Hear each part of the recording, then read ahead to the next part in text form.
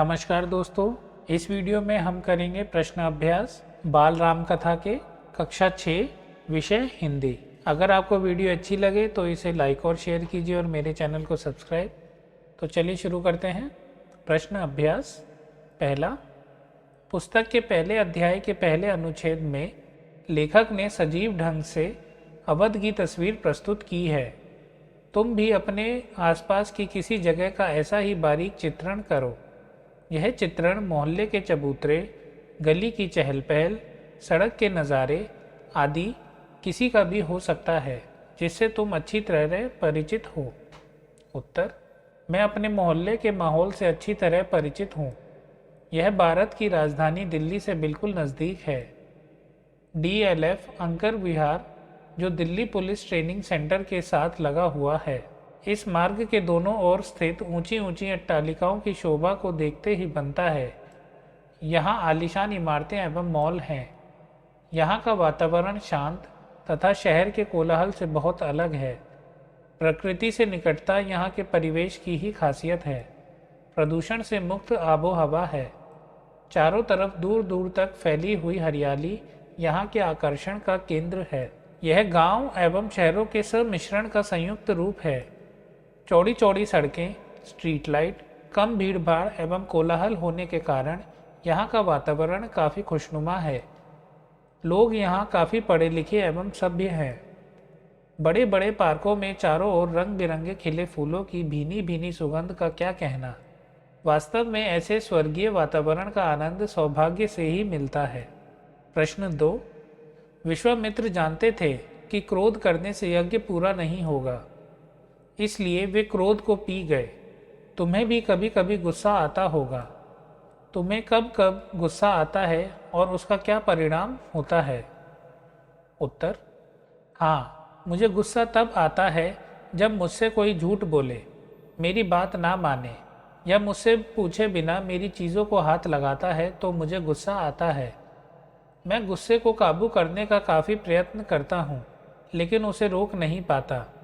इसका परिणाम मुझे नुकसान के रूप में उठाना पड़ता है।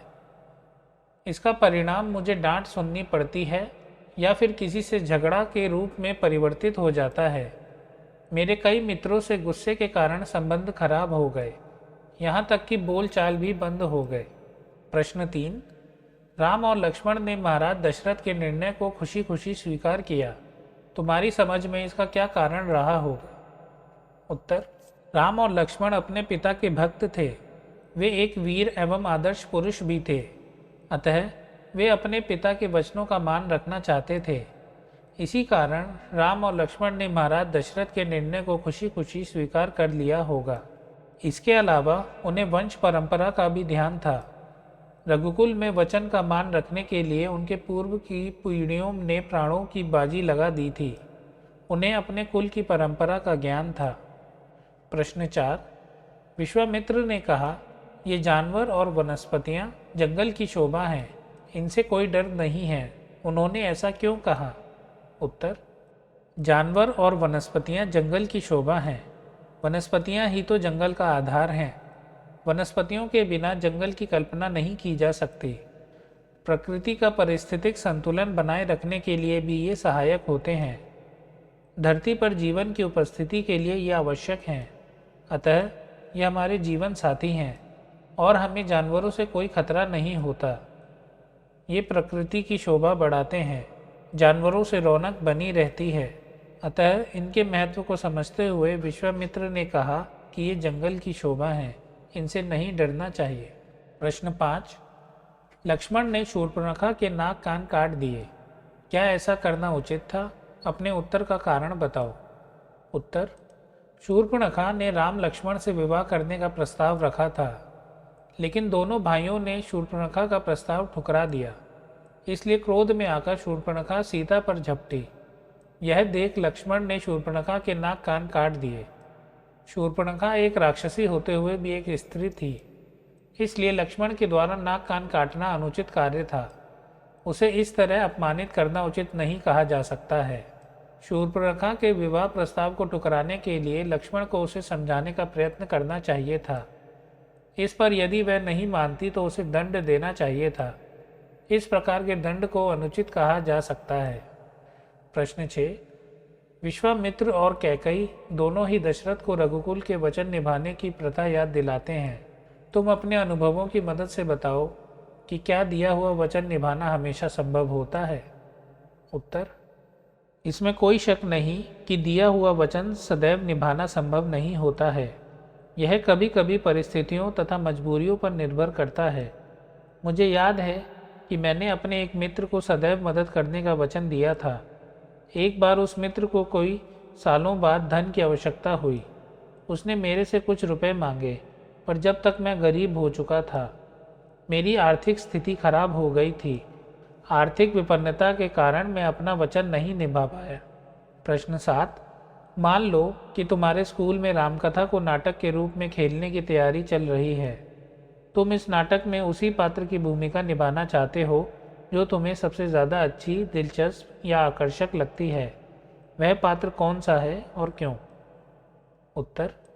मैं रामकथा नाटक में छोटे भाई लक्ष्मण के रूप में भूमिका निभाना चाहूँगा, क्योंकि लक्ष्मण की भूमिका अत्यंत वीरतापूर्ण, भव्य और आकर्षक है। लक्ष्मण ने सदैव राम के साथ सेवा भाव का परिचय दिया है। वे अनुकरणीय, महान योद्धा एवं आदर्शवादी पुरुष थे। वे यथार्थवादी थे। वे अन्याय को तुरंत समाप्त करने के लिए तत्पर रहते थे। इनके चरित्र में नवीनता और सजीवता बनी रहती है। अतः मैं सदैव लक्ष्मण की भूमिका निभाना चाहूँगा। प्रश्न 8।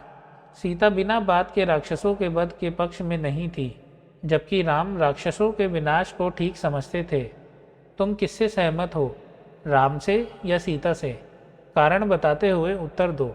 उत्तर। सीता बिना बात के राक्षसों के वध में पक्ष में नहीं थी, जबकि राम राक्षसों के विनाश को आवश्यक मानते थे।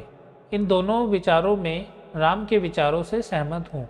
कारण यह था कि राक्षस अपने बुरे कामों से बाज नहीं आते। राक्षस अकारण निर्दोष ऋषि मुनियों का वध करते थे। उनका अत्याचार स्त्रियों तथा बच्चों पर कहर बनकर टूटता था। उनमें दया के भाव का नामोनिशान तक ना था। समाज को उनके अत्याचारों से बचाने के लिए उनका सफाया करना आवश्यक था। अतः उपरोक्त परिस्थितियों को देखकर मैं राम के विचारों से सहमत हूँ। प्रश्न 9। रामकथा के 3 अध्याय में मंथरा कैकई को समझाती है कि राम को युवराज बनाना उसके बेटे के हक में नहीं है। इस प्रसंग को अपने शब्दों में कक्षा में नाटक के रूप में प्रस्तुत करो। उत्तर। मंथरा का कैकई को इस प्रकार समझाना कि राम को युवराज बनाना उसके बेटे के हक में नहीं है। मंथरा। अरे रानी उठो, यह समय सोने का नहीं, होश में आओ। विपत्ति का पहाड़ टूटने वाला है, जागो। कैकई। क्या हुआ, क्या बात है? तुम इतनी घबराई हुई क्यों हो? कुशल मंगल तो है? मंथरा। कैसा कुशल मंगल? तुम्हारे सुखों का अंत होने वाला है। कल राम का राज्य अभिषेक होने वाला है। कैकई। यह तो खुशी की बात है। मंथरा। तुम्हारी मति मारी गई है। तुम राजा दशरथ के षड्यंत्र को नहीं समझती। तुम्हारे अधिकार छीने जाने वाले हैं।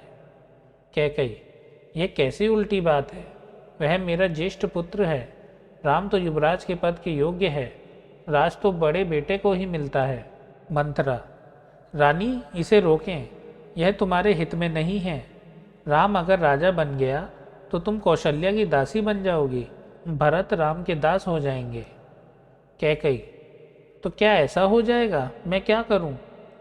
मंथरा।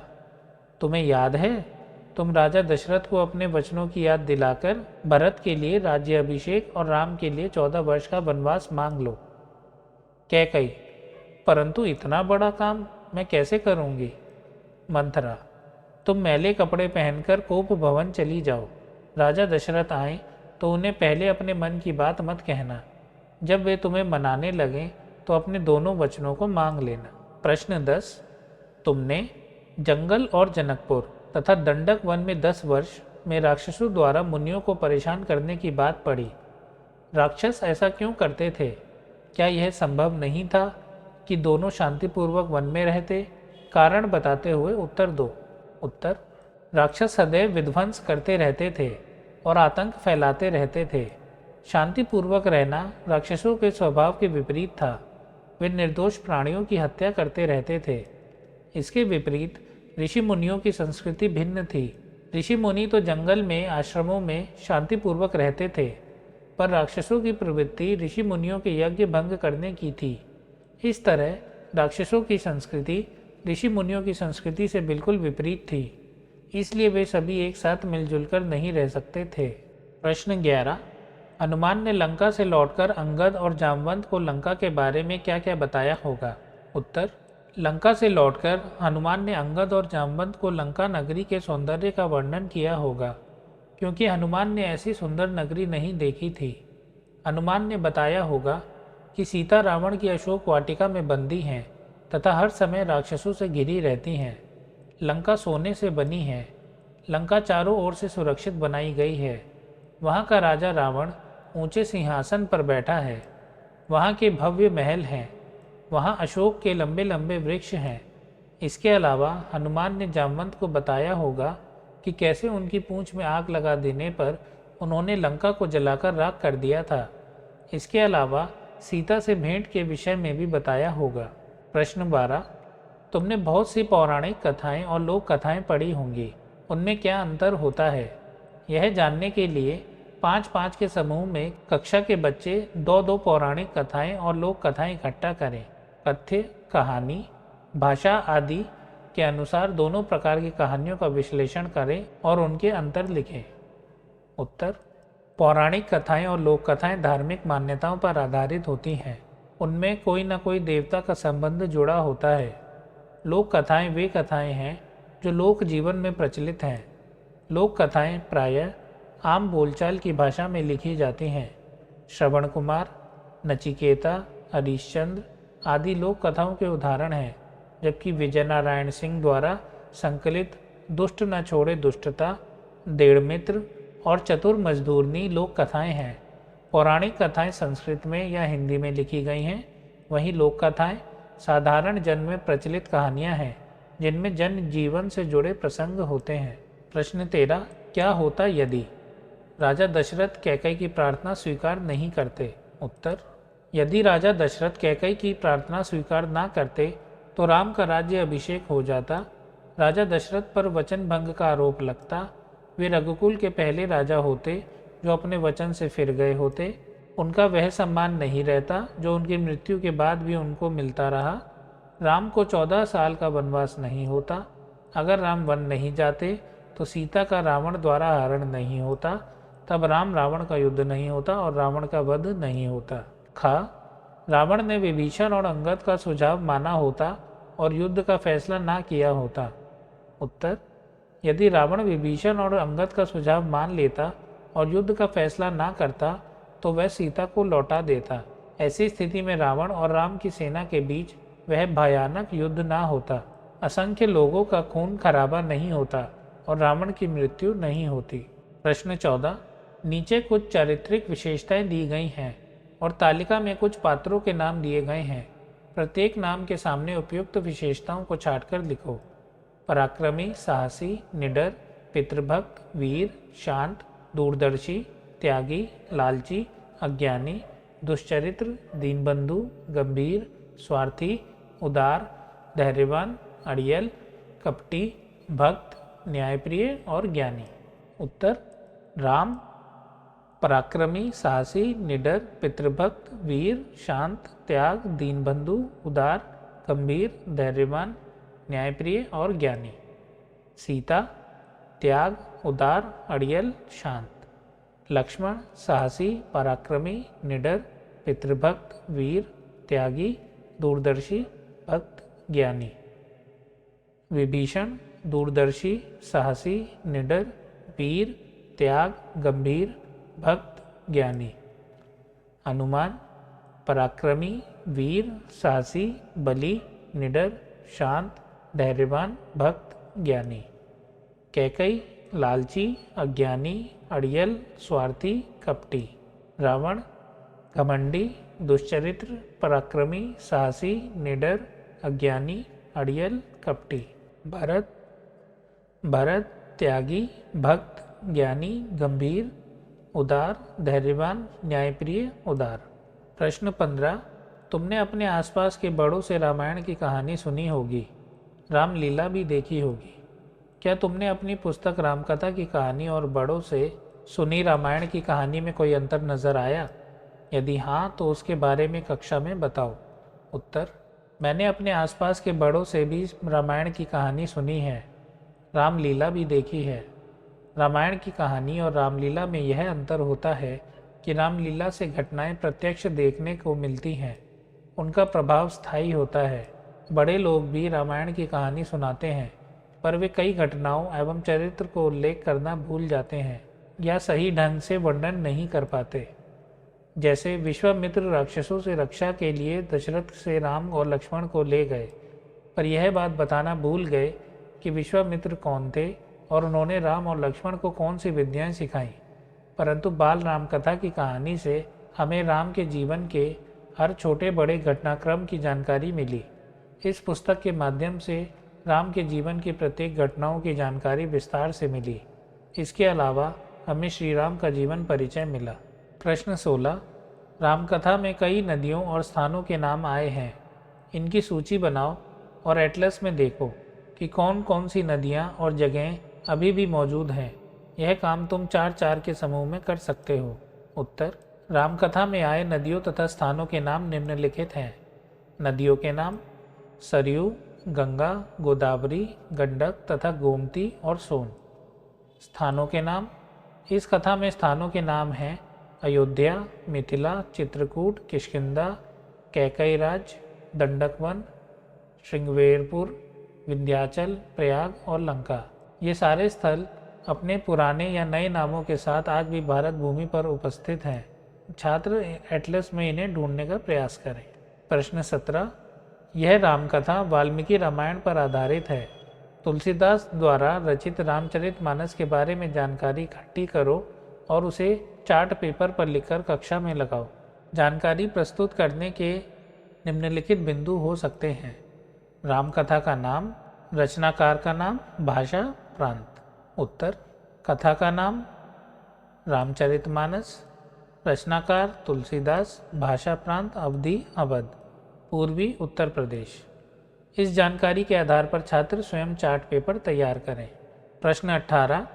नगर में बड़ा समारोह आयोजित किया गया, धूमधाम से। एक दिन ऐसी ही चर्चा चल रही थी, ग्रहण मंत्रणा। 5 दिन तक सब ठीक ठाक चलता रहा, शांति से निर्विघ्न। पृष्ठ 3, पृष्ठ 4, पृष्ठ 10। रामकथा की इन पंक्तियों में कुछ वाक्य केवल 1 या 2 शब्दों के हैं। ऐसा लेखक ने किसी बात पर बोल देने के लिए, उसे प्रभावशाली बनाने के लिए या नाटकीय बनाने के लिए किया है। ऐसे कुछ और उदाहरण पुस्तक से छांटो और देखो कि इन 1-2 शब्दों के वाक्य को पिछले वाक्य में जोड़कर लिखने से बात के असर पे क्या फ़र्क पड़ता है। उदाहरण के लिए, 5 दिन तक सब शांति से निर्विघ्न और ठीक ठाक चलता रहा।